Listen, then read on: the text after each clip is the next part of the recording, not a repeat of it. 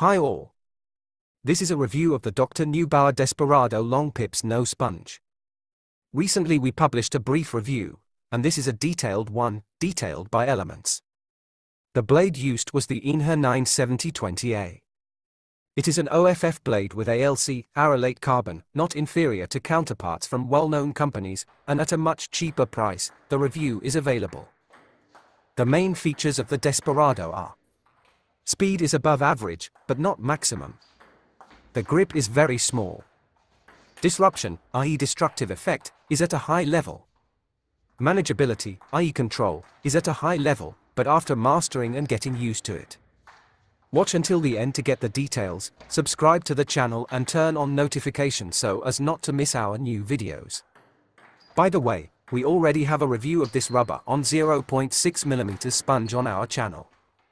The company has also released the Desperado 2, and we have reviews of the Desperado 2 both without the sponge and on the sponge. The links are below the video.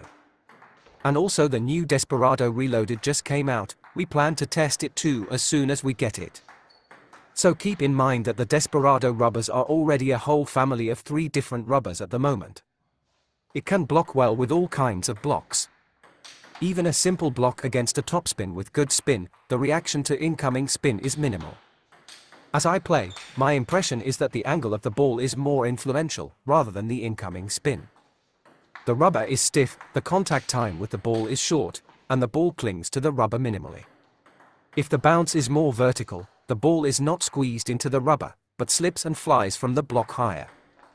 That's why you have to watch the trajectory of the incoming ball first, not the spin.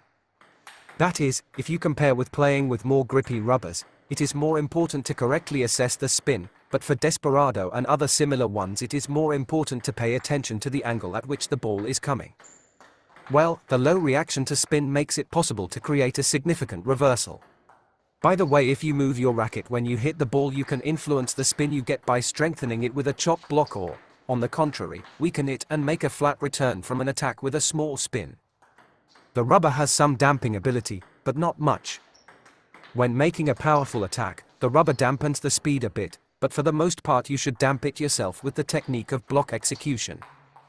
In general, the controllability of the rubber on an attacking blade is acceptable for the mass amateur level.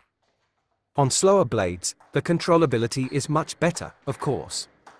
I don't use the chop block in my play, but I tested and found it works. You can successfully do it on slower blades, because there will be more grip and the difference in the spin given off between the blade and the chop block will be greater. It makes no sense to chop block on an OFF blade, because it's hard to do, and the simple block works great as it is. You can guide the ball and dose the length of the trajectory. The rubber allows you to do it. Try doing the block in different ways. With a tense hand, with a semi-relaxed hand, with a pullback, with a push. Desperado is great for blocking. Block effect is significant if you have a strong spin incoming at you rather than a weak topspin. Block is Desperado's strength. Now let's talk about attack. You can't do drives, as the ball slips off due to very low grip. You can do it for fun, you can hit the table, but you won't do it in a match. The risk of making a mistake is too big, so forget about drives right away.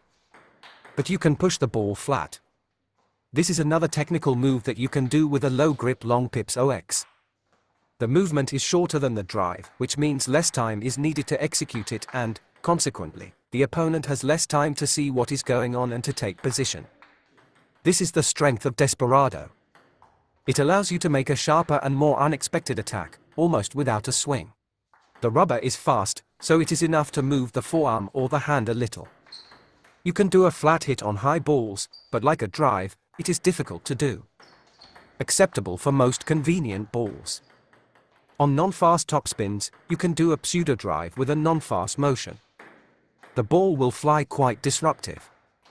The main thing is to concentrate on just pointing the ball at the table, not trying to do powerfully. Now about pushing on the table. This is a very good element in Desperado. It's comfortable for the owner and evil for the opponent once you get used to the rubber. All sorts of poking, shoving, long, short, diagonal, different strokes, this is all the goodness that so many players with inverted rubbers love when it comes to them from the TT hell. Desperado lets you do this on an industrial scale, eliciting rays of love and satisfied looks from all inverted players. You might have thought that if pips have pushing as the main element, then it's not serious, and you can't win that way. Well, it's not. I practiced it and found out that it's a strength. I shove, or shorten, and if the opponent doesn't lose right away, there's a good chance to seize the initiative, after which you can continue pushing, or attack with your offensive rubber. Whichever way you prefer. I do both. The serve return here generally looks primitive. It's either a block or a push. It depends on what's coming at you. You can also take a step away from the table and chop on a sinking ball. This is from hopelessness, or if for some reason you have a long spinning serve coming at you, which can be disgustingly returned this way. You can produce a low, rotten reception.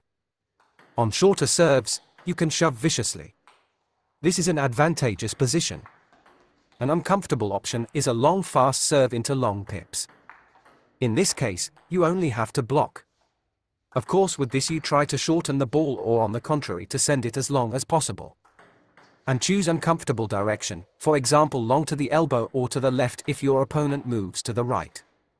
So Desperado's serve reception is good, typical for this kind of pips. I didn't test this rubber specifically on defense, but I occasionally tried chopping. The conclusion is this rubber are quite comfortable on defense, returning balls with a chop is easy.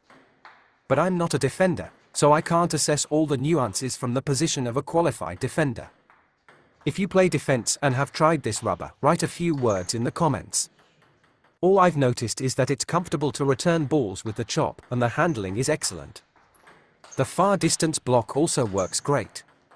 Chopping on topspins with good spin returns a powerful backspin, but of course if the topspins you're chopping have low spin, the backspin will match the incoming spin.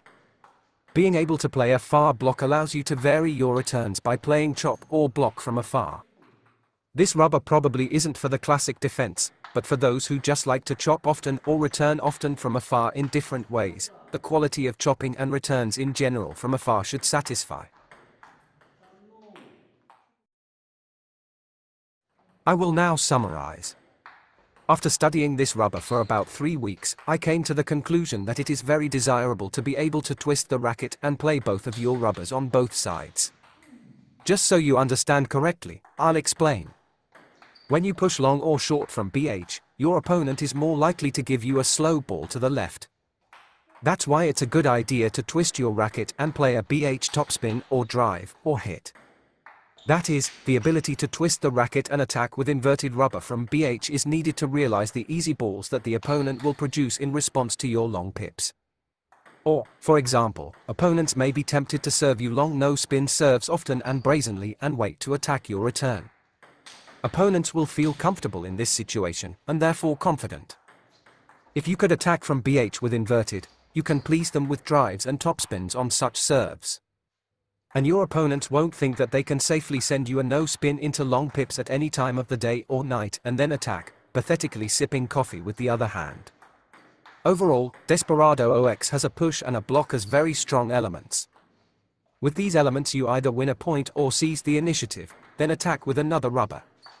And periodically the first move with the other rubber is either an aggressive block, or a step back and counterattack. This is the style of play that the Desperado rubber is made for. I should also note that for beginners this rubber is difficult. For beginners it is better to choose something else. Thanks Dr. Neubauer has a lot of long pips, specially good for beginners. If you don't want to twist the racket, you can certainly push, block and chop, and expect a comfortable ball to the FH to attack it. If you're comfortable playing this style, Desperado will do. You can use blades from defensive to offensive. I have a fast OFF blade with ALC. It allows me to maximize my attack with inverted at any time and do it often. If you like to play passive, disruptive play at a slow pace, you can use defensive or all-round blades. There is much more control on them. And I remind you that we do reviews to let you know the properties of the rubbers and blades you are interested in, and to get an idea in advance what might suit you best, or vice versa to keep you from buying the wrong one.